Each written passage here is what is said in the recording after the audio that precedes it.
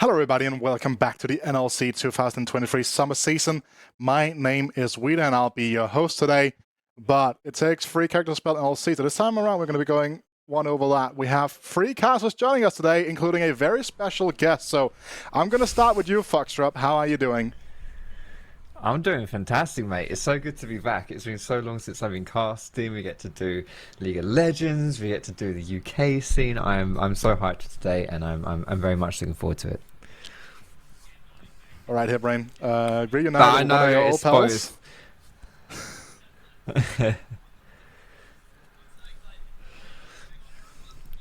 Hello.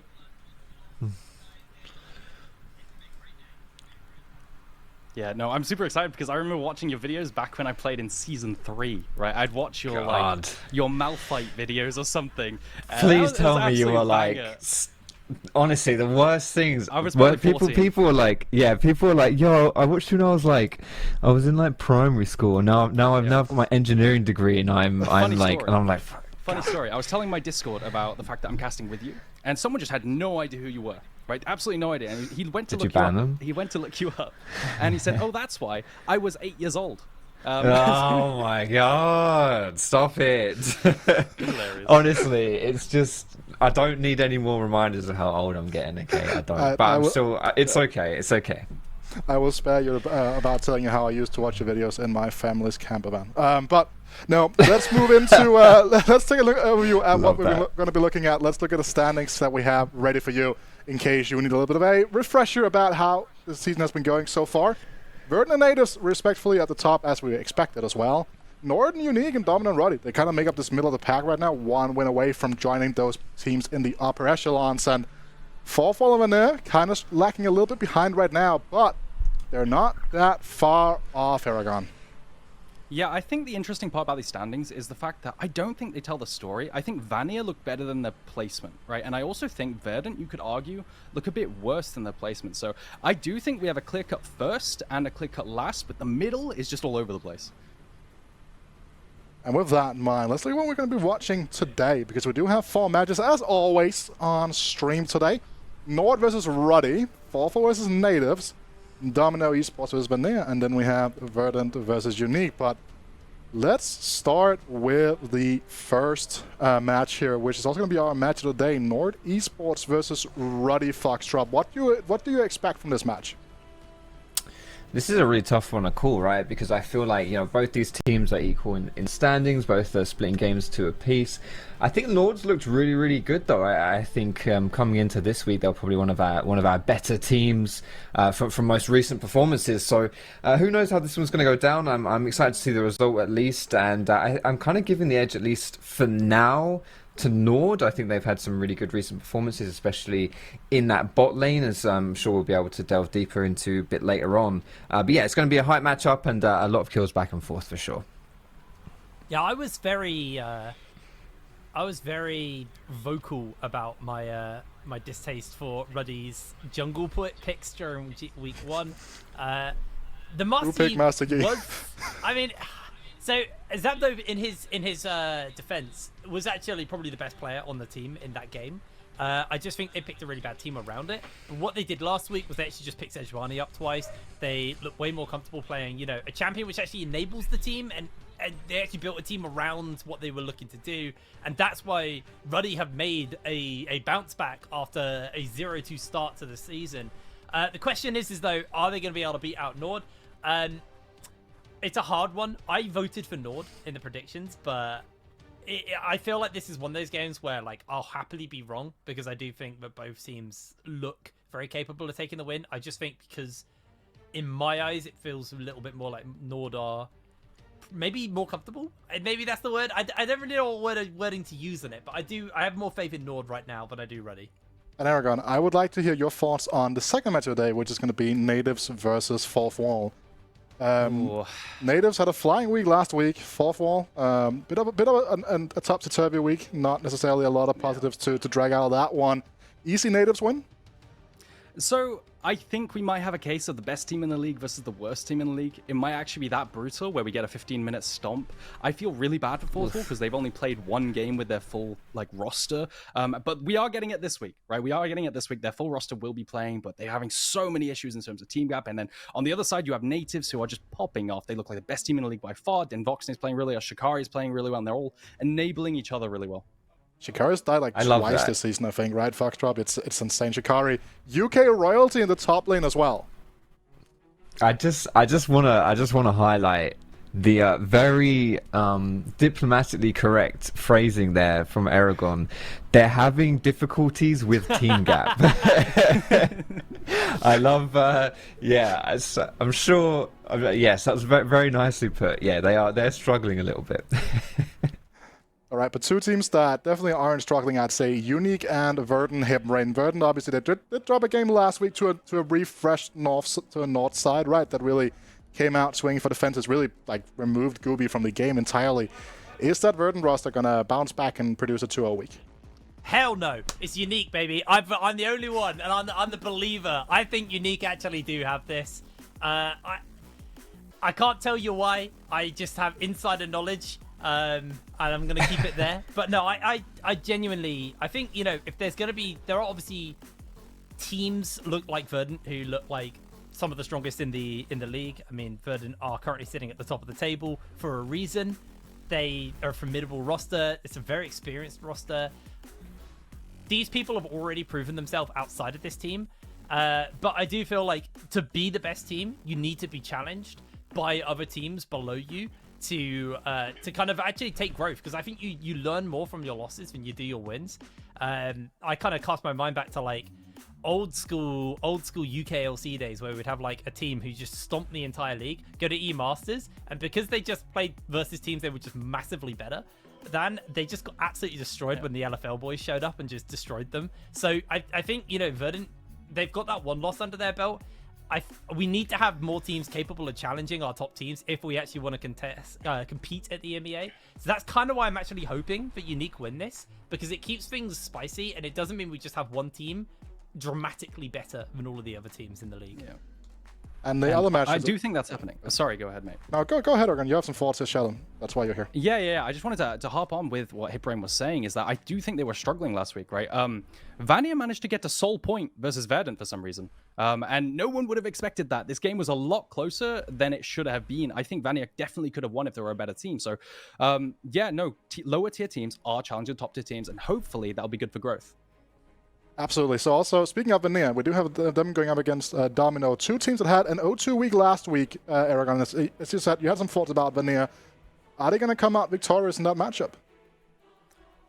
Yeah, honestly, Vania looked really good, right? Despite the 1-3 standing, they were doing super well. Liam, Cole, Garfield, I always go back to them, but they're laning extremely well, right? I don't know why. They were getting the better of Gooby and Wendell in lane. I remember them popping Flash early and stuff like this. But unfortunately, when it comes to mid-game, I'm not sure what it is. Often it's Drake setup. They're often very late to getting mid-prio and then moving into the river. And when they need to, because they can't face check, they absolutely need to be there early. Stuff like getting random ints in mid-game despite having a lead, which means they just cannot close out the game. So that's why I want to see better now. I want to see better closing out games. And with that in mind, we have set our predictions this week. So let's have a look at these. And, I'm at the top right now, so you guys got to try to catch me if you can.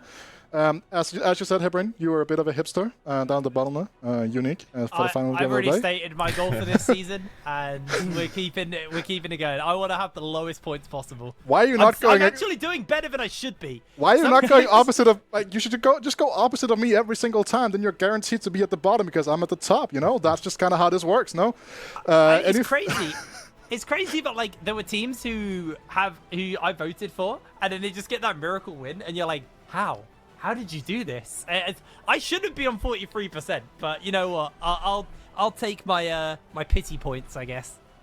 Also, Aragon, do you have any final thoughts with your predictions in mind that you want to share with the people? Look, you know what I'm gonna say. I have no idea what's going on. I did so well last split, and now I am next to Hipbrain, who isn't even filling out his predictions, and he's getting them randomly generated. To be fair, the one time he did fill them out, he copied you, and that did not go to plan. I'm really sorry, Vanir. This is genuinely the first time I've not filled them out. This is the first. I've actually been voting deliberately as I have been voting for the last few shows. It's just today I was distracted last night and didn't actually get my votes put in time. I don't know, man.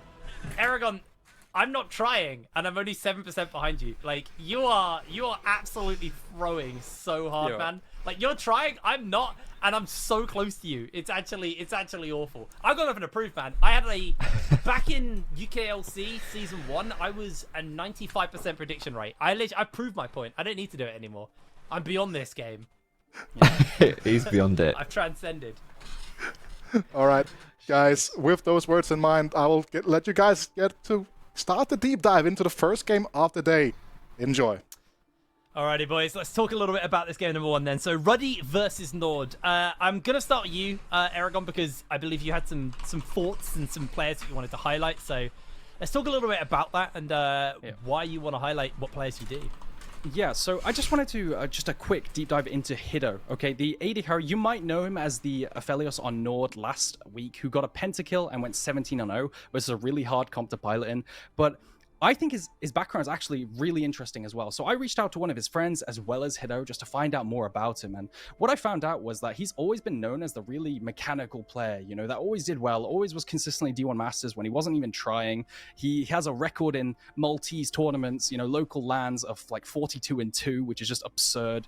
And this season 13 preseason, he actually decided, you know what, I'm going to commit to going pro. And he skyrocketed straight to Grandmaster. And since then, he soared to rank 17 on the US Challenger ladder. So if that doesn't scream, you know, prodigy to me, I don't know what does. He's been absolutely phenomenal. Yeah, absolutely. I'm very excited to see how these two kind of match up as well, because it feels like Ruddy have found that kind of wind, found their recovery after week 1 and the Twitter that we had, the little Twitter trolling we had from them. They bounced back hard, getting a 2-0 week under their belt, equalizing out to 2-2. But, you know, they are going up against Nord, who do look very, very capable. I guess when we get looking towards the champs, like, what are we expecting to see? I know we're on the patch, but I'm very excited about because it's that static Shiv LeBlanc. Do we feel like any of these players have that under their belt, or, you know, what are we expecting going into this champ select here? Why are you excited about that? Because I'm a LeBlanc. Because that means but that means it's not going to get played. Surely, like this is my expectation now. Is like that's going to get taken away, right? We've seen it enough. We've seen it too much of the LEC. Like it's LeBlanc with static is just too strong, right? This is a champion that was really good at roaming around, playmaking, getting picks, being a menace.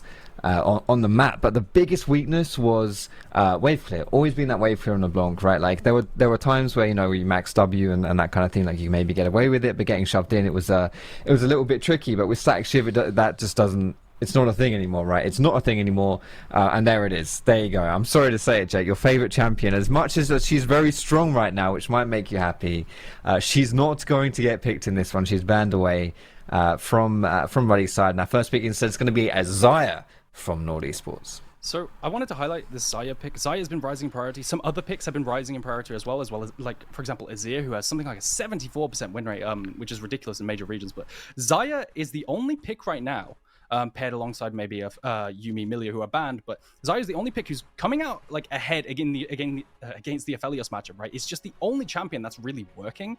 So first picking it when Aphelios open is typically the tech. I really hope they pick Nocturne here. I really like the Nocturne. They played it last week, and I really like it paired with some picks like Nico, for example, where you just hide the Nico ult coming out. But it does look like they might just go over to the Nautilus secure, maybe a flex or something like this. Rakan and Maokai coming in super standard. Maokai is really, really broken as well, right? He's a blind pick with something like a 60% win rate in major regions. It's just obscene. Really strong there. They are going to lock in that Nautilus, though, for the side of that bot lane. Now thinking about what they're going to take into that mid lane here. We talked a little bit about the LeBlanc static Shiv. Slightly weaker, but still very effective with it is the likes of the Ahri. You basically one-shot the wave, and then you just look to go elsewhere. That's basically the whole playstyle with this. So they're going to lock that in. If Omen takes the fleet footwork, then expect this to be the static Shiv Ahri in the mid lane. The question is what is the answer going to be here from Ruddy now? Because they're going to be looking towards either picking up an AD carry or getting themselves a comfortable mid matchup. And then the whatever else is not picked up is probably just going to get target banned in this off phase. Ban phase. What was I saying? Off phase. Off phase. That's all right. We're moving on to the on phase here. It looks like, I mean, I think the Ezreal lock-in is not too bad at all, honestly. Like the difficulty playing versus someone like a Nautilus with that point-and-click CC is if you don't have a way to kind of get yourself out of danger, maybe a little bit of self-peel, like it's just impossible to get away from Nautilus, right? He's so disgusting in that regard, and Ezreal can keep himself safe. Also means this Rakan will have a bit of a liberty to move around the map if he wants to, doesn't have to just babysit that bot side too much, as can generally just take care of himself, and if you can win the rest of the map, then you're setting yourself up for success. Not surprised to see the junglers being banned away here, since you've already got your Maokai locked in for Ruddy, so now you really want to limit Indecision's champion pool. So the Vibe being taken away by is really, really popular now as well. We saw that Nocturne hover, which is something which is quite unpopular in the major regions. Aside from China plays a decent amount of Nocturne, but China is also a little bit crazy when it comes to League of Legends, and so it is going to get taken away, and unfortunately we're not going to be seeing Indecision's Nocturne today. I think they should take away Jace for the side of Nord. It does look like, okay, it's open. I want Ruddy to prioritize Jace here because you've got a really nice poke composition being set up here with the Maokai saplings into the poke with the Ezreal and the Jace, which is a really good counter into Xayah specifically because she hates being outranged, right? That's why Xayah-Milio is such a good combo right now, because Milio covers that range weakness for Xayah. So I'm really surprised they didn't actually ban it, but these top lane bans, they indicate to me that a tank top is being preferred for the side of Nord. Maybe Kakos is going to go for his, either his Cassante or Poppy that he keeps playing. There it is. There's the Yasuo plus the Rakan plus the Maokai knockups. Wow. So MB carries Yasuo. The Shenanigans going to lock in the Malphite here, and they're just going to go full Yasuo win condition. It is an option if you said they want a tank top lane. You could look to lock that in. I guess Gragas they want to see what top lane's up, though. Yeah, Gragas is up.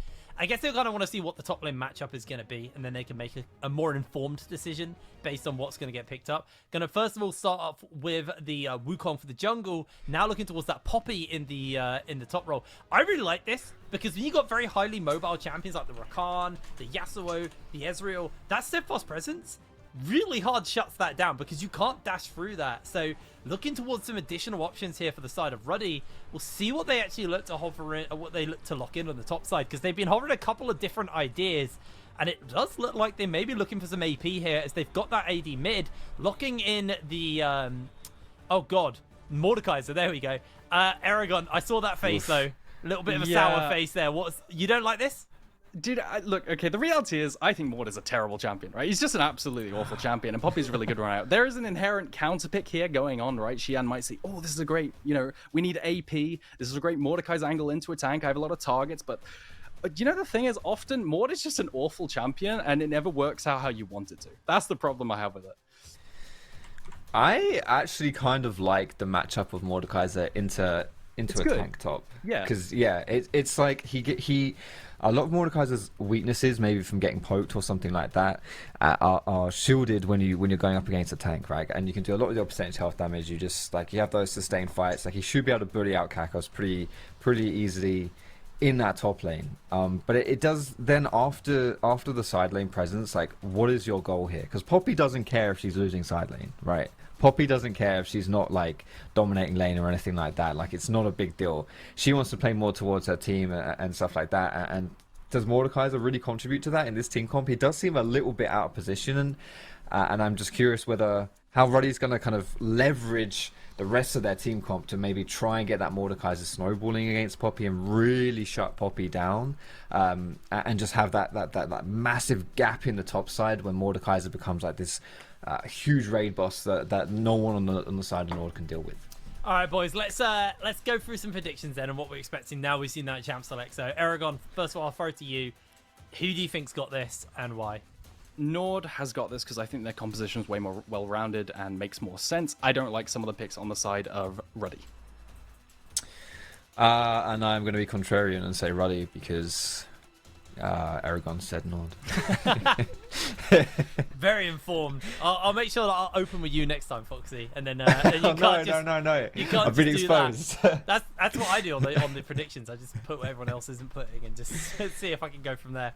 I think we're in for a pretty good game. We had a little run through some of the games coming up today. This is definitely one of our title ones right now in the standings. Both of these teams are 2-2, so it starts you going into week 3 with, putting that positive step forward. Ruddy, right now, the wind is in their sails. They lost those first 2 games of the season, won the next weeks. Leaning away from the kind of the wacky and the crazy element that we were seeing from them. The Master Yi angles, and I can't remember what the other jungler was. It was a Viego, which isn't actually completely crazy, but the Master Yi is pretty bonkers. Starting to lean a little bit more into actual playable comps. So I'm excited to see how this game goes down. I mean, it is, but you can laugh, but like Master Yi is not playable. Playables, yeah. You really have to. He is quite selfish. You have to build a comp around him. Something that's going to be really interesting coming into like the story of this game is Ruddy and Nord, two of the better teams that we have in the NLC and in the last split as well. Both of these teams, like I think Ruddy was 11-3 and Nord was 12-2, right? And they both already have 2 losses under their belt, right? So if we're going by last split's trajectory, these guys really can't lose any more games, right? If they want to meet the expectations that we had of them already. So they're definitely off to a different start in this split. And now is that kind of turning point for these teams, right? You had your 2-0 week last week. You're on that roll. You got to keep that momentum going if you want to have a more dominant split like you did before. Yeah, I think. Go on. Yeah, I just want to say, I think going into this game, it just occurred to me. I think we're going to get a very bloody game around mid lane, right? You have a Yasuo mid lane, and it's really hard to play around Mordekaiser early because you have no real setup outside landing E, but Poppy's so small and quick that it's hard to land. So I think post 6 you can go top potentially, but mid lane is where it's going to be at because you have a Yasuo that's so gank susceptible. You need to cover it off with vision and saplings and stuff like this. You also have a roaming support with that Rakan. I really want to see both junglers and mids play the 2v2 and the 3v3 for including the support extremely well. You also have that really good gank setup at level 3 with the Wukong and the Ahri, the follow-up, which is super staple right now. So that's definitely where I'm looking at. So what is Nord's game plan then? If we're expecting to see Ruddy, put as much attention into this mid side, what is the game plan for the side of Nord then? If they're going to try are they just going to keep Omen under tower and hope he doesn't get dove while they set up plays elsewhere? Or is it a matter of getting set up to help Omen and get that like turnaround gank in? So early game, I think what you're going to want to do is you want to let Wukong power clear. That's really typical Wukong. You want him to get into Divine Sunder as soon as possible. And then if there's going to be any action very early game, it's going to be down in bot lane if a hook lands. That's the main one, but still doubtful if that'll transition to anything. Maybe a hook into a Blade Caller. But still, the junglers do want to full clear here. Yeah, this is probably not going to be a... well, I was going to say not a fun game for the top laners. They're going to get ignored. But when is that not the case in League of Legends in season 13? Like no one pays attention to top lane when bot lane's this strong. Ex top lane pro here, everyone knows all about being left on an island. I think you may have even chose a good time to step away from the competitive scene. You'd be even less attention being paid to you. I think there is some gank set up for Nords across the map, really, especially with that Nautilus. And Omen doesn't like that. He's missed a caddy early. So this is where it's pivoted now, right? We pivot now into the mental game. It doesn't matter anymore about the actual strategy. Omen's now tilted off the face of the earth. He's missed his first cannon minion. That is an inexcusable play. Something to note as well is that Omen has taken Electrocute, which to me, and he's gone for a Doran's Ring start instead of that Longsword start. So it's not going to be that LeBlanc build where you take the static and just play to shove the wave and just move away into side lanes. This is a bit more of a traditional Ahri, so maybe the Everfrost, maybe just the traditional Ludens build, and kind of going from there. So interesting to see that's going to be the game plan. Maybe that's because Omen recognized if he plays that static style, he shoves the wave, and then he either has to push or roam, which means he could be caught out by the roams of Pooh. Pooh? How do we say his name again? I'm going to call him Pooh. Pui, sure I think it's Pui. That sounds a lot nicer. I want to go with Pui. A little bit. Oh my goodness. Just a little bit. Well, you're right on your prediction here, Aragon, about the early pathing with full clears coming through. Maokai having that advantage. Honestly, those saplings and that Q jungle damage is really, really gross. Like, right, it's just completely elevated Maokai to some fierce beast in the jungle, and especially when it comes to competitive, right? Like, this champion gives you so much that you want from a competitive standpoint. He's doing pretty well right here just to get that CS advantage, and even appeared on the top side of Indecision's jungle as it's respawned. He's taken away the wolf camp and is now looking for the Gromp as well, whereas Indecision is just walking back into that top side. This is actually a huge advantage right now for Zapdo. Like, really, really smart pathing. Got to the walls as they spawned, got to the Gromp as they spawned, taking them both away. 2 camp swing right there. And Indecision, not only has he lost those 2 camps, but he has zero information about it. So he's completely just in the wrong place of the map right now. There's nothing for him to do. And if Zapdo does complete this recall and doesn't get it interrupted, he's going to have such a huge advantage. He is going to go back into base right here, get that tier 2 boots, start moving around. And Indecision now is just, oh my goodness, like that is just such a big play right here from Zapdo, just to completely screw over this Wukong jungle. Yeah, he's not very happy about this one at all now, and he might go for a little bit of a tilted rage re-invade, and he might get in trouble for it as well. I mean, lucky for him, Omen, who was a little bit slow on his recall, did have that teleport, so he just made his way in, but looks like they might be setting this one up. The lockdown, the knockups are available. Indecision's trying to dash out, but he's caught by the knockup. Flashed in. The charm connects from Omen. NV Carry does flash forward. Gets 1E. Looking for the Q. Indecision needs to get it cloned up. Not going to happen in time. First blood gifted over. Omen able to flash away to safety. But Ruddy, they found that first kill. Yeah, and it's just Zapdo with the masterclass in jungling, right? You see he skipped that initial Gromp and Wolves and he managed to go invade. And just like you said, Foxtrot, that was a frustrated Wraith camp there. You can see he tried to do something topside, but all he could come up with was clearing a ward. And now we highlighted how important it was to make sure that you get to Divine Sunder on Wukong, but you're really far behind now. You've died, you've missed out on several camps, and now you can only play for this respawning Krug. And Yasuo has a kill. Like, this mid lane is very volatile, and you've given the advantage over to Yasuo. Absolutely beautiful stuff. Like, honestly, Zapdo, that was such good pathing. And the fact that not only was he able to get those 2 camps, which I've already ushed about from him, which was really smart, baited Indecision into that rage invade, which got him killed. But you know, Zapdo read it. He knew exactly what Indecision was going to do. He did not go, as you mentioned, Aragon, to that Grump, to that wolf camp. He went straight to the chickens, knowing that, you know, Wukong is on the top side of the map. He's not got any of his top side camps. What's he going to do? He's going to try and salvage something out of this situation. It's a horrible situation for him to be in. He might go for a little bit of a desperation play, which is what he did. And just beautifully read, though, from Zapdo. Like, a great start right here, and getting that early kill. We'll have to see now how Ruddy can leverage that from that mid lane and try and get some plays. Already got that first dragon, so that's really good. I expect something to happen around this Herald as well.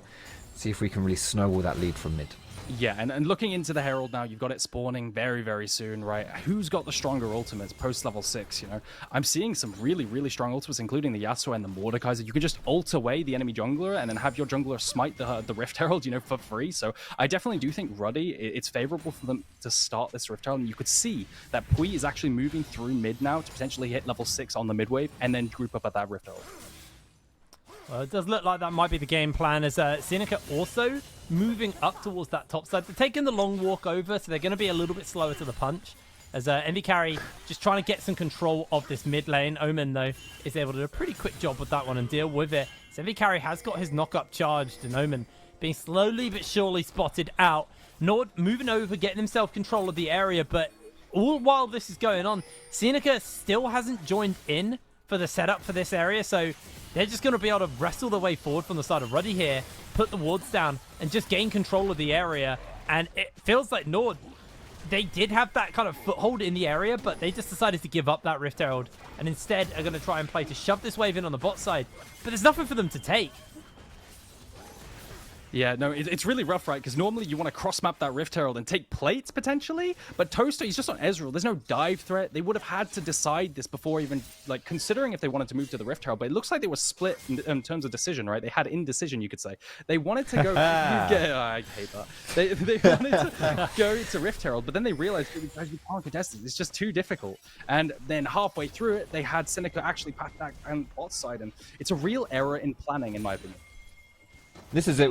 We kind of come back to draft here when we saw the Rakan pick. Such a good roaming champion, such a good playmaking champion. One of the more popular supports across all regions of League of Legends esports right now, like China, Korea, even, you know, in EU and NA. Like, everyone loves picking Rakan because he's just got so many different options available to him. And when you have this passive laner in Ezreal, it really does unlock the lane for you. But here comes this dive. They got the lockdown. They've got the follow-up. There goes NV Carry. Nice and easy. Omen's able to dash away. They catch onto one, but Indecision's going to be A-OK. Lovely play there by Nord. Yeah, no, and you can see this is exactly what we're talking about from the start, right? The gank ability of mid lane. You're playing Yasuo, one of the most gank susceptible champions in the game. There's a reason there's this whole meme about him dying 10 times before he hits his power spike. This can happen, and really nice move up from Seneca. You know, that move down bot side to push in, like you were saying, Hitbrain. They push in bot lane, and they use that prior to move to mid lane, flank, and dive. It's really nice. Yeah, it wasn't the Rakan that I was talking about. Completely disregarding the Nautilus on the other side. Another great roaming playmaking champion. Just press R on Yasuo, and there's really no counterplay there.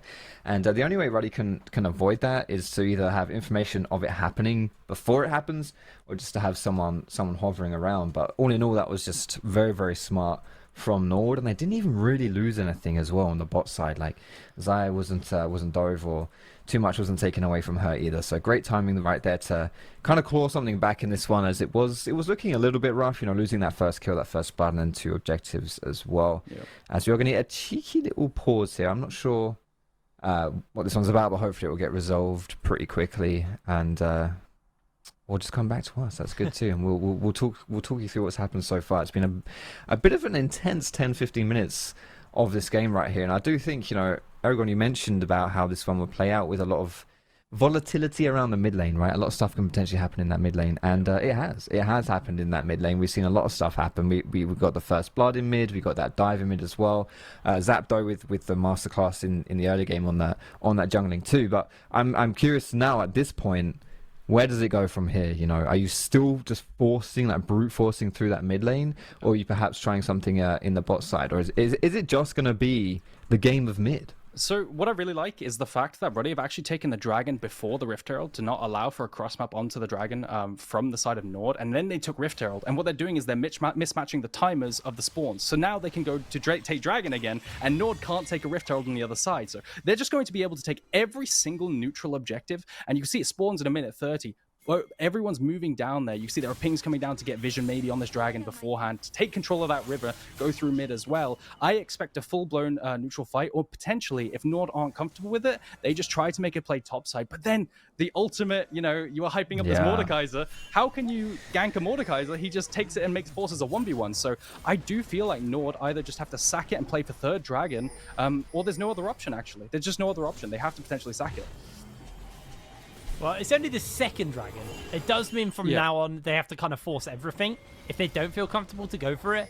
But they are at the position now where it does feel like Seneca can just rotate out of this bot lane, because Hido's got the Ghost, got the Flash, but most crucially got the Featherstorm. So has that kind of safety net in their kit where, you know, it's quite hard to dive a Xayah unless you bring lots of people to catch onto them, and you play incredibly intelligent around that Featherstorm. But it does mean that, you know, they just have that added layer of safety for Nord, which does mean, as you can see, Seneca's now just going to rotate around with indecision, get as much control around this dragon area as possible. Hido's fresh off a reset and has a Kraken Slayer ready. So if Nord want to fight this, they're feeling pretty good to do so. Omen's got teleport as well if they did ever have to go for a reset just before the dragon. It might be a little bit too late now to do that, but they did have that as an open option as well. And mid shove. This feels like this might actually be Nord's opening if they want to take this dragon and contest. They have to do it before Toaster gets his reset as well. Like, he's very, very close to that Triforce. I don't know how much gold he actually has yet, but this is advantage Hido as far as power spikes go, right? So Nord might decide to go for this one, and exactly as you mentioned, Aragon, because of the staggered respawn timers, there's not anything for Nord to cross map, really. With Shihan coming down as well, I just think Nord gives this one up. They don't bother with it. I can't imagine they contest this one, and Kakos comes in for the TP. Instead, it should just be those plates in that top side. It might even get some Ruddy be able to get some plates there from mid as well with that Shelly. So close to getting an extra one. So close, but not quite going to have it. It's going to be that dragon taken away. Hido's actually getting a little bit feisty in this, but it should just be a disengage. Easy as you like. 2 plates were taken in top side, but it's a Poppy. It's a Poppy taking it. It's not like you got one of those carries in the top side that can snowball with generating gold and stuff. So all in all, really, really good stuff for Ruddy still, snowballing that advantage. Yeah, I really like what Sheehan actually did there. He shifted down to mid to cover off this Dragonflight. You see this a lot in the LPL, right? Top laners just, if they're in a tank v tank matchup, who cares about giving a tank extra plates on the cross map? Like, great, you're going to hit your Sunfire or Ajaccio earlier, right? It doesn't really change the outcome of the game. Whereas a shift down to mid lane to potentially secure that dragon will, right? You guarantee that soul point fight in the next 4 minutes, 5 minutes, 6 minutes, and that really accelerates the game. And you see, will Kakos' early Ajaccio really out-impact that? No, not really. So what happens often in the LPL is both top laners actually shift down and match each other rather than cross-map those plates. Absolutely. It was a good play there. I mean, like you said, Kakos did at least get those plates, but not the biggest deal in the world for the side of Ruddy to really give that over. They didn't actually get any plates from Hiddo because he was a bit nervous about overextending for a plate and then just getting collapsed on from the team doing the dragon. So they didn't really get any additional gold injected into their AD carry. He has still got that Kraken Slayer, has just been back to base and got himself double longsword and is now moving over towards the mid side of the map while Omen is going to rotate towards the bot. The big thing right now is the teleport advantage that Nord have. They've got double teleports, both of which are up. So when this Rift Herald spawns up, they can look to play around that area if they want to and kind of enable themselves to take these fights where they can have pressure in all of the side lanes and then ping down when they need to with that teleport. Yeah, it's exactly that, because you can stick your mid laner and bot if you're Nord, because he has TP, and then envy carry has to match it. Yasuo has to come bot to stop you just taking this tower for free. But then you'll get the first move because you've got TP. It's as simple as that. It's really nice advantage using this double TP to try and get some just a little bit of extra tempo on the map. Damage. As it looks as though Seneca's taking a decent chunk here. As instead I think Nord has a slight window, but it's still going to be a little bit difficult. Toaster has just on this recall finished that Triforce. Like, it's fresh, it's squeaky clean, and it's doing a lot of damage. But Nord have started it up here, and I'm not convinced that Ruddy, they're just going to leave this one. They're going to let it go, instead looking for a potential play on the bot side. This is their version of the cross map, but this time around it's Ruddy who's not going to be able to find anything on the other side. I think this is a little bit of a mistake from them. Like, I think they were in position to be able to take this Herald. Like, I think it was relatively free for these guys if they were maybe a little bit quicker on the trigger of moving the Yasuo up here. I think they still win this 5v5. But they're just going to lose it. They're going to give it up, and instead it's Nord coming away with their first objective of the game, pocketing that Rift Herald. Yeah, I would have really liked them to actually contest this Rift Herald and use it to secure third dragon like they did before, but we might have to hold that thought as Zapto gets engaged on. He has Aftershock. Missed the charm though there from Omen, and the red buff blocking Seneca from landing the Q. Honestly, a bit of a waste there from Omen, not able to really pick anything up. They also used Seneca's ultimate, and Omen has not been able to catch any farm because he's been so terrified of getting dove because he didn't have information on Ruddy on the bottom side of the map. And Ruddy, they've been able to rotate everybody into this side. They're going to look for a potential dive. The wave does get flattened out here. Indecision pings away. Envy carry wastes his ult on the wrong target. Oh no! Tragic. He's caught. He can't get away. They might just be able to try and finish him up here. Puts the wind wall down.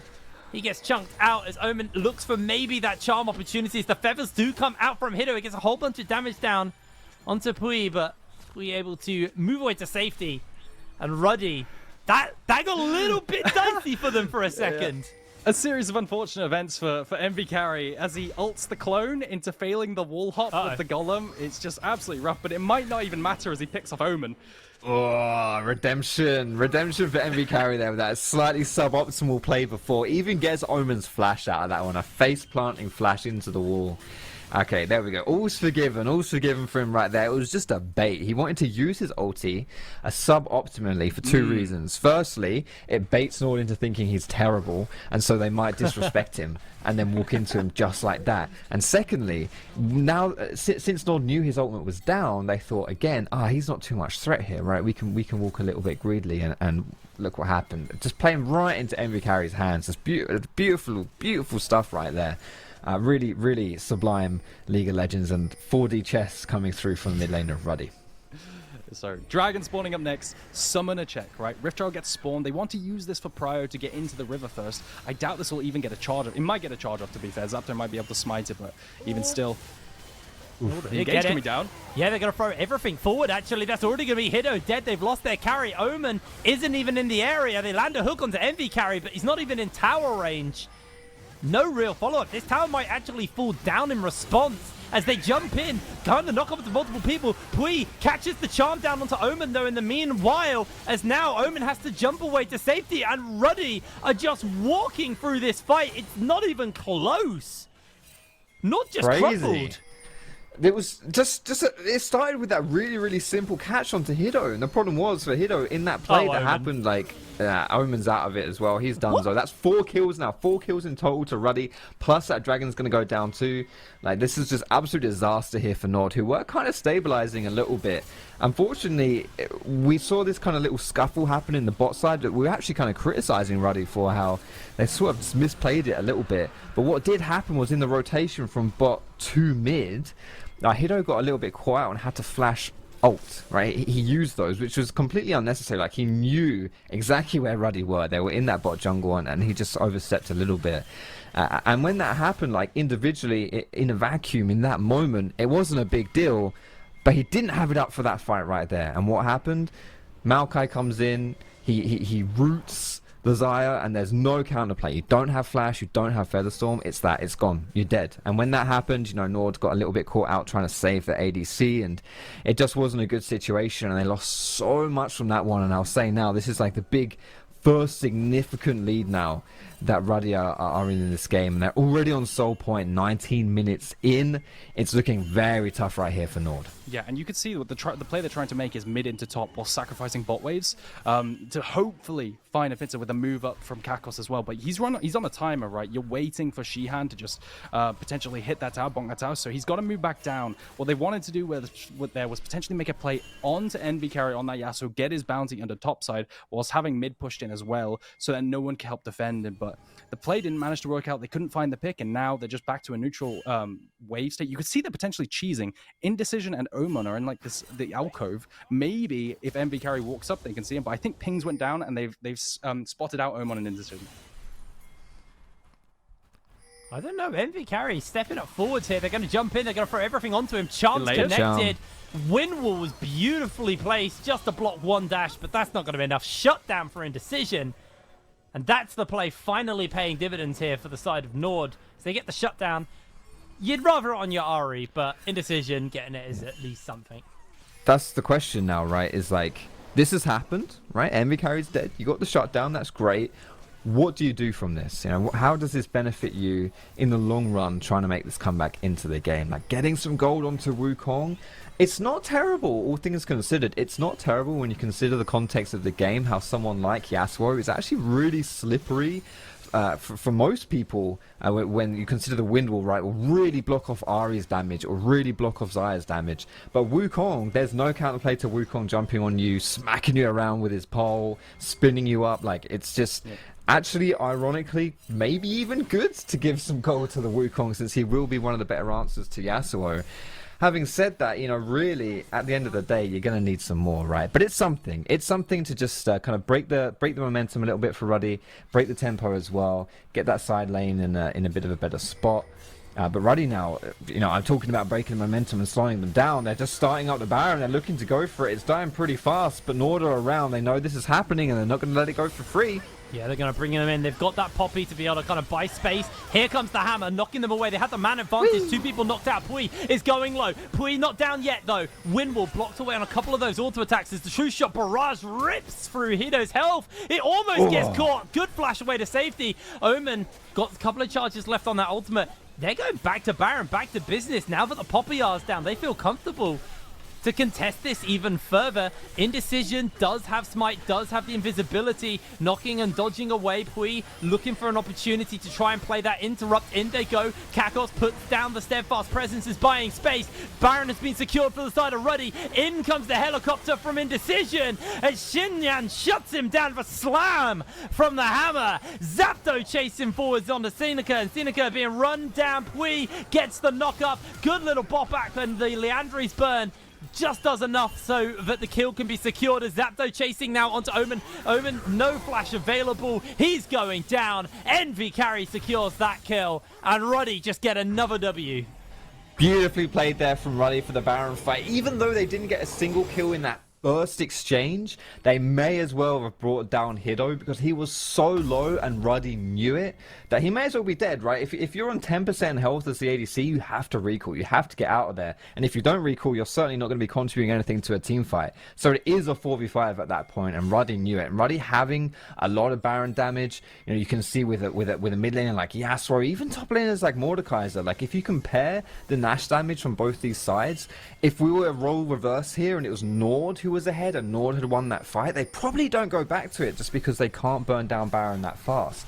But with the threat of it dying so quickly, Ruddy knew that they could burn it down, they could get that play going, and then put Mordekaiser in Nord in a difficult position there, where they have to decide, you know, are we going to try and contest this one? And ultimately, as you see, they can't, and that Mordekaiser ulti really just making it quite literally impossible. Even Saint Vicious could secure that Baron on that play right there. When you take away the jungler in the Mordekaiser ulti, like it's just, it's really tragic. And this is going to be Dragon Soul if Ruddy can get it. This has to be Nord's last hope, largest effort to try and save this game. 5,000 health from the Dragon. Here comes the fight. Oh, goes in for the reset. True Shot Barrage hits onto Hiddo, but Hiddo this time is untouched. Omen on the flank catches himself onto Toaster as Hiddo is slowly but surely being run through, putting out the damage. He's just hiding and playing on the edge as Xinyan comes in. Hiddo has no summoners, throws down the Featherstorm, gets the reset with the E, but that is going to be him taken out by Toaster, and it's only Indecision standing. An ace for the side of Ruddy, a quadra kill for Toaster, and Soul over to the side of Ruddy. And it's an absolutely valiant effort from the side of Nord, trying to make that work. You can see how the fight didn't start ideally, though. Kakos could not get the ultimate to knock away anyone, and in the end, he only gets a little knock-up. But you can see how tanky he is because of those passive resistances. And then Hiddo trying his best towards the end of that fight, but it just is not enough to overcome that monumental gold lead after he doesn't have Ghost and Flash from the previous fight. It's just too hard to outplay. Really, really good stuff there from Ruddy. Beautifully played. That is going to be the Soul as well. And to be honest, like Mountain Soul, I think is one of the better Souls when it comes, especially to competitive play. One of the biggest things about Mountain Soul is how it makes it obviously harder for you to kill people, or it makes it harder for you to get killed. You know what I'm trying to say. And the thing is, like when you're behind from Nord's perspective here, you're just trying to look for picks and stuff like that, maybe with the Ahri, with the Nautilus, with Wukong jumping out as well. This massive boost in resistances that you have and this huge shield as well makes that so much harder to do. Like now it's just even harder for Ruddy to throw this game. Having said that, Pui's trying his hardest. He is going to get caught. He's going to try and jump away, but it's not going to happen. That took ages to kill the support, by the way. That was a lot of time to kill a support. Imagine if honestly, he just would have walked away. If he had like 100 more health, he could have jumped to Toaster over the wall. Like he actually genuinely nearly survived that right there. But it is still a good pick up there for Nord. Just little bits like that will help him get back into it. He just walked over the blue circle and got the blue buff. Classic. This is something we see a lot, by the way. If you watch Rakan players, like globally, they will always think they're safer than they are just because they have so much mobility. They call themselves like the best warding support because they can always like W out, E out, but they always end up inting, face checking bushes because they think they're so much slipperier than they are. It's really funny to watch actually in pro play. Does look like Nord are going to head up to top side, maybe try and secure this objective bounty, try to come back in any way they can. But like you said, this Mountain Soul has another effect, right? Their whole composition is predicated on one-shotting that first target with the combination of Wukong, Ahri. If you can't do that because they're too tanky, then your whole composition just falls apart and you rely on a Hiddo to DPS through these amounts of resistances. So then you just have Hiddo as a threat. So it's all on Hiddo. Again, we've built him up as this really big carry and he's got to show it to us.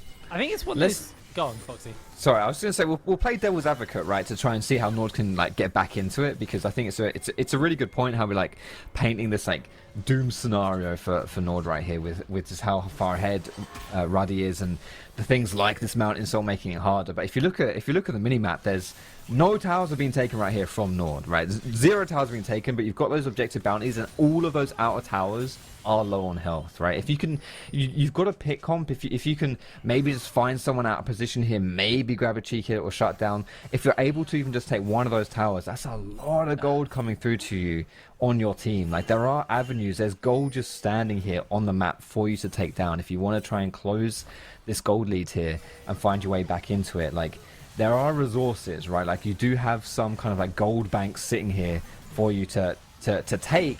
The difficulty being, obviously, they're not that easy to take. They're very hard for you to bring down, hence they haven't been able to get one in 30 minutes of game time so far. But it's potentially something if they want to try and make a comeback into this game. There's an avenue there with those. Yeah, and it's just been an absolute one-sided game, hasn't it? Starting from Zapdo's initial clear, it just feels like they snowballed that tiny lead into every single neutral objective, every single team fight win with the early setups and everything. Kakos might just be engaged on here, but the W does save him. But still, I just want to reiterate, how good does Ruddy look? Like, really? Yeah, I mean, they look really, really solid right now. They did get an objective bounty thanks to the minions there for the side of Nord, so it's a little bit of a cash injection. Hido's now 3 items in, did just reset, pick up some of that armor pen. Maybe to help kind of just trip through some of this additional resistances they're getting from Soul. Baron's coming in. Here comes the hammer. Misses onto everybody, and this could be bad. Omen's coming in on the flank as they're trying to get the damage off. As Hido hasn't been caught quite yet. Baron secured once again for Ruddy. It's the second of the game. Knockup's coming in from Indecision, but it's a little bit too little. It's a little bit too late. As P locks everybody in place. Hido has lost his team. Kakos can do nothing but watch as he will be falling. Flashes away, uses that zap, but the slows are chasing him down. If he can get an E, maybe he can find the damage, but the shield from the W on Xinyan is too much as Ruddy, with Baron in pocket, now should be able to push forward and take this game. Yeah, and honestly, I have to take back what I said. The Mordekaiser had an immense value into this engage from Wukong, multiple times denying the ability to smite from Indecision. I will concede I was completely wrong. Well done, Xian, for the 5-head pick. It's been so useful this game, but it also helps when you're playing from a position of strength, right? When you're ahead, like he's not had to do the proactive things. He's just denied Nord from doing their stuff as well. Like it's been very useful here. That fight, honestly though, Nord didn't do too poorly in that fight. Like there were two. I think both Mordekaiser and Rakan were low enough that if Mountain Soul wasn't a thing, they would have died. Toaster did fall, and it was a really good outplay by Omen. Like it was quite a sexy 1v1 actually between those two. The Q quite flash. Flashy. Yeah. It was really nice. It was good, but just not quite enough. When you just honest, that was just one of those situations where Ruddy beat Nord with their wallet, right, and a little bit of Dragon Soul as well. It just wasn't working out for them when they found themselves a little bit too far behind in this one. But now Nord, they may have struggled and failed against the Baron fight, but now they've got another fight coming through here on that Elder Dragon. So Omen's burst like all of his ultis trying to catch someone mid, and they found Toaster. Toaster is dead. This is now 4v5 without the ADC here. Ruddy are in trouble. Yeah, they're chasing onto Zapdo as much as possible. The wind wall goes up, though. That's absolutely huge. They're going to be blocking everything that they do put down. There's the Feather Storm. They're going to try and pull them back, try and get as much damage off as possible as they have turned this fight around for now. Nord are in danger. Kakos just about avoiding away from this. Has no ultimate. Healing up on the Honey Fruit as P chases forwards. Omen needs to look for the perfect charm. Misses it regardless. Kakos with a steadfast presence, getting a bit of movement speed off, trying to get away, but Envy Carry chasing him with the charms, chasing him with the follow-up as down goes Omen. This should be the follow-up as well, on to Indecision as they fall. Kakos not even going to give the kill over, as actually he's able to survive for just a little bit longer. That should be Elder Soul secured as Kakos just buying some time, but staggering his own death, not going to be good for him. Nord, I think this game's a little bit over. Gosh, you could just see the value of MV Carry's Yasuo there. The wind wall blocking in that choke right next to the Dragon Pit. Wind wall blocking all the feathers coming down. So despite it being a 4 versus 5 with Toaster picked, I didn't even see Toaster get picked, right? Despite him being dead, it doesn't matter. MV Carry is just too big, has too big of a wallet like you said, and they managed to 4 versus 5 to skill this Elder. And you got to think, that's probably game right now. Yeah. Oh, yes. This is going to be so hard. Yeah. At 4 Dragon, Elder Soul, it's very tough. Like if Nord can't win a fight versus Ruddy when Toaster is dead without the ADC in a 4v5, yeah, now that it's, and that felt like your opportunity, right? That felt like your chance to get back into this game. It's not happened here, and it's gonna be so tough to try and find that fight. If you're Ruddy, it should be simple enough to just run it down. You don't even necessarily need to do this tutorial style. You don't have to go through all the lanes and push it down. I guess your Nash isn't around anymore, so maybe Nord will be able to wave clear a bit better, but Ruddy have such an advantage here with this mid lane being pretty much naked as well. With that Elder, coming through too. It's it might just be looking at the closing moments of this game right here. It's honestly on Kakos as well, I feel, because he has not hit the last 2 of his ultimates at all. And that's just always given Ruddy just the power where the Poppy hasn't broken the fight up, and they're just able to run them through. And now with Elder, these fights should look even more convincing, even more easily won, as in comes the lockdown onto the members. The first tower is going to fall. Ruddy aren't even focused on the fight right now. Indecision jumps in, tries to get the damage off. They do finish up Zapto immediately. The Featherstorm's going to get thrown out. Pretty low HP, but Shinyan just got Hiddo in the zone. Down he goes. Omen trying desperately to find the resets on his ultimate, unable to do so. The execute comes in from Toaster, and the base is going to fall. 33 minutes on the clock, and Ruddy take game 1 of the day. It's just absolutely brutal. Like, what happened there was essentially Ruddy turned Nord into a punching bag and forced them to fight 17 times in a row. It felt like we were always in some kind of team fight that Nord were losing, right? Every single time. Absolutely rough. Take it away, Foxy. Jeez. No, it was gross, wasn't it? Like we hyped this matchup. We hyped this matchup as being like 2 of the best teams here. Last split, they were 2 of the best teams as well. They had a 2-0 week last week as well. And I'm gonna say, like, considering I think Nord were the favorites coming into this one, and I believe looked like one of the, I'd say coming out of last week, looked like they might be one of the best teams in the NLC here. They kind of just got smacked around a little bit, to be honest, and I put a lot of credit to Zapdo for that. I think he was really solid in his early pathing, gave advantage to his team, and Ruddy just ran with it. I completely agree. I think Zapdo is the MVP for me. I know that an answer people probably want to give is NV carry with the Yasuo, and Vossi was great. I think everything came off the back of Zapdo. With that early pathing, they turned that into information with that invade, and they turned that into we can do Dragon, and then Rift Herald, and then Dragon, and it just gave no breathing room for Nord. They felt like they were forced to fire every single instance, and that's ultimately what won it for Ruddy. Also, I'd like to give a shout out to Pui, right? Probably the player on this roster who had the roughest week 1, and obviously had an insane performance last week. But when you look at like his fight setup and what he did to really enable NV carry on this Rakan, yes, obviously he had that little mishap where you were talking about Aragon, where he was a little bit too safe, he felt like. But I think overall also incredible game, just overall from every single player on the Ruddy roster. It just looked better put together, to be honest. It felt like the fights a lot of the time were Ruddy kind of having a clear idea of what to do and playing out that fight really well. On the other hand, it felt like Nord, they'd like miss an ability or two and be like, oh, we can still salvage this fight, and then get completely run over. I mean, that Baron Pit's probably the key example. If you watch that back, they completely flubbed the Poppy ultimate, and at that point, they're playing into a team who have 10k gold on them. They don't have a man advantage because Poppy ult's gone wide. They now don't have their ability to break the fight up, but the Mordekaiser just point and clicks the Poppy out of the fight. The front line's gone. The fight is over. I think, honestly, Nord's biggest weakness there was their fights were just sloppy and a little bit too desperate. Yeah, I think that when you look at especially the Mordekaiser, right, Aragon, you were not a fan of it in Pick and Ban phase. I know you did kind of change your you did change your opinion on it during the game, right? That's something that you are allowed to do, right? But something that stood out to me as you were talking about here, Brent, was the fact that we did see just like how willing he was, Shihan, to just keep a hold of that ultimate, right? You could see 9 ultimates be used in like the initial engages around these objectives, and then he'd still just keep a hold of that ultimate to really just block out indecision. Also, Aragon, you block out. Yeah, go on. Go ahead. So you have a fault.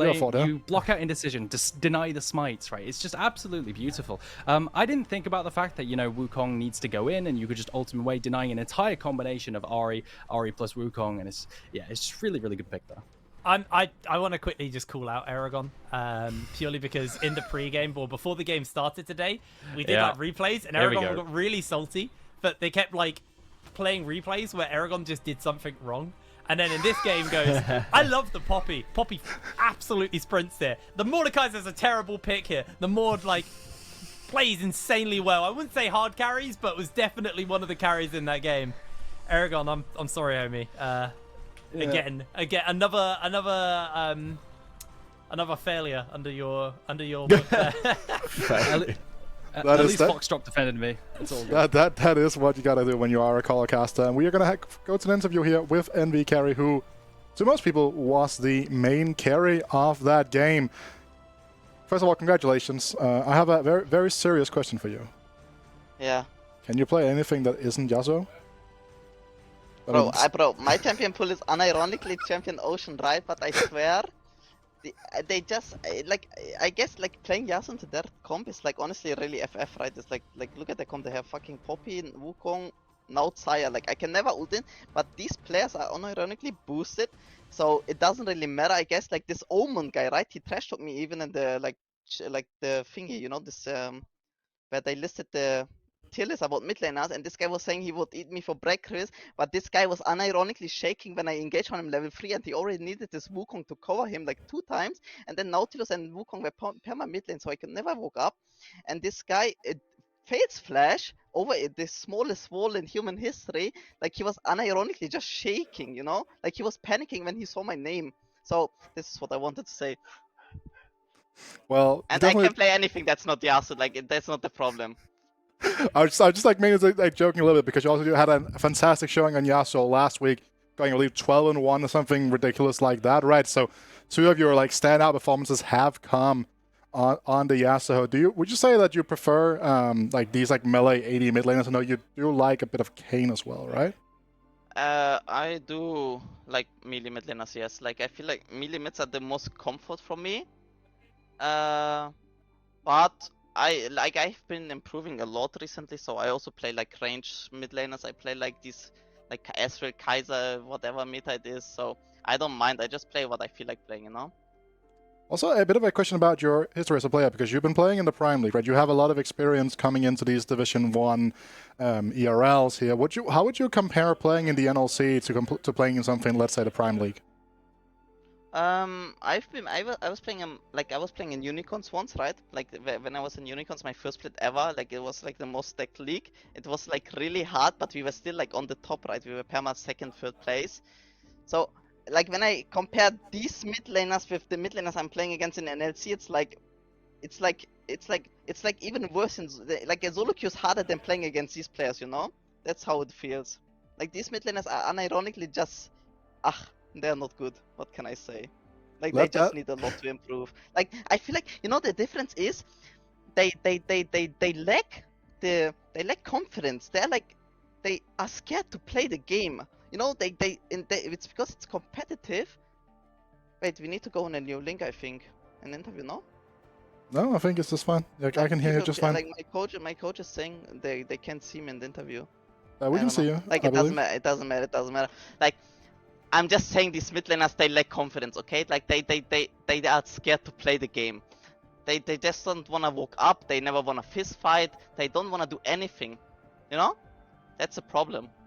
Let that be the closing statement of this interview. Thank you so much for your time, NVKarry, and congratulations on a great performance and the victory. Thank you.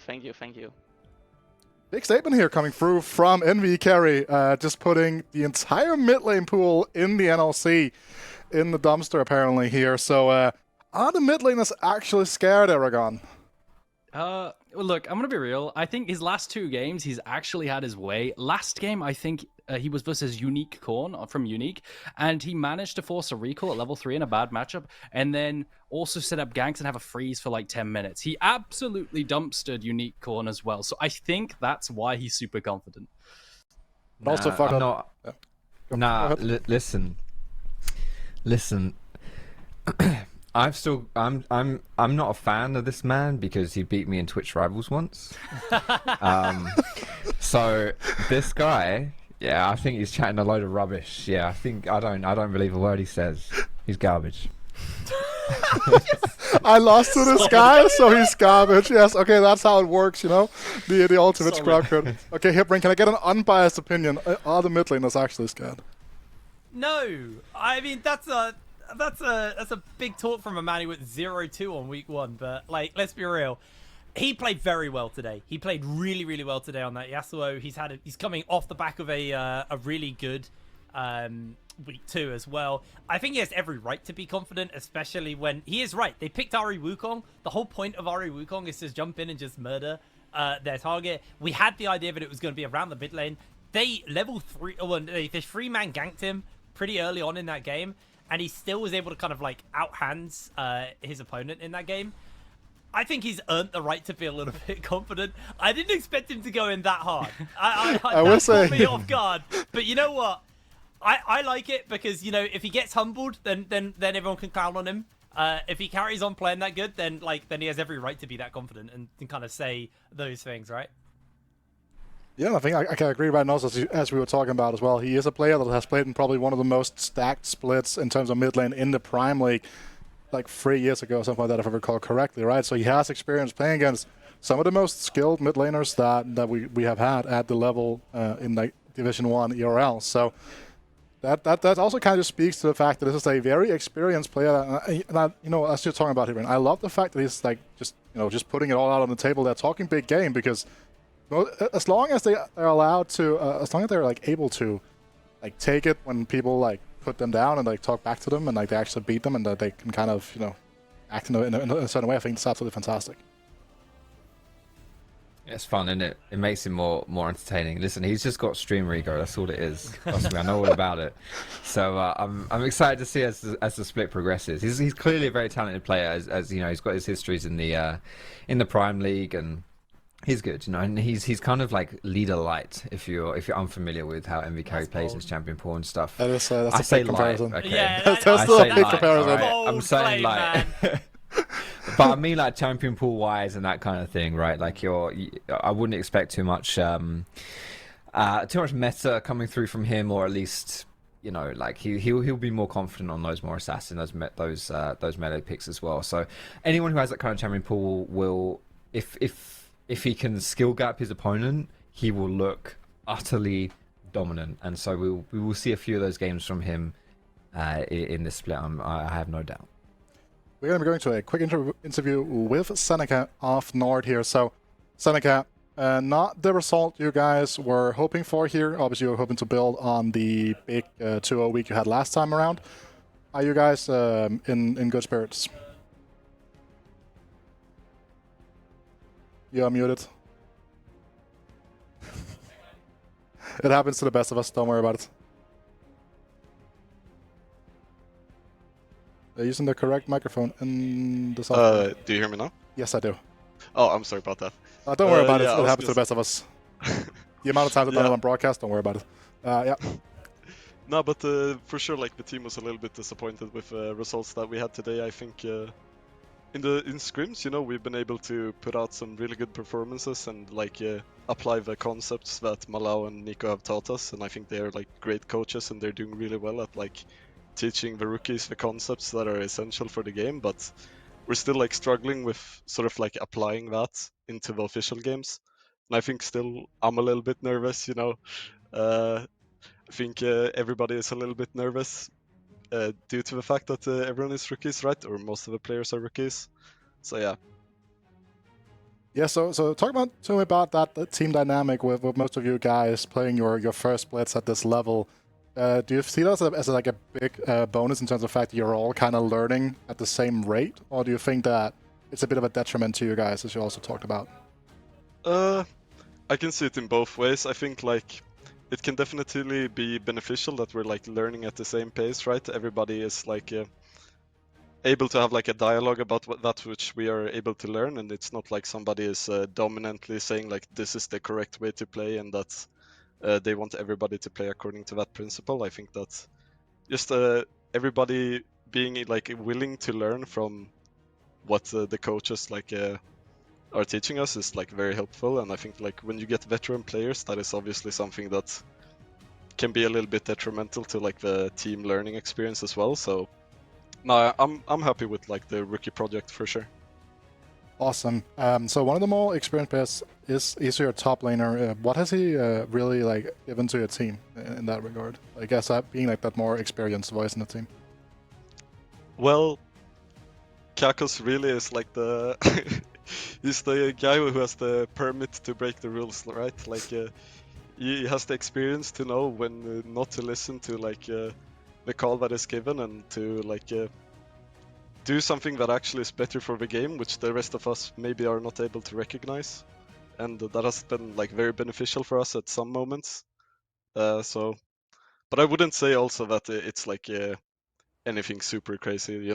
He still plays like the rest of us want the team to play, and yeah.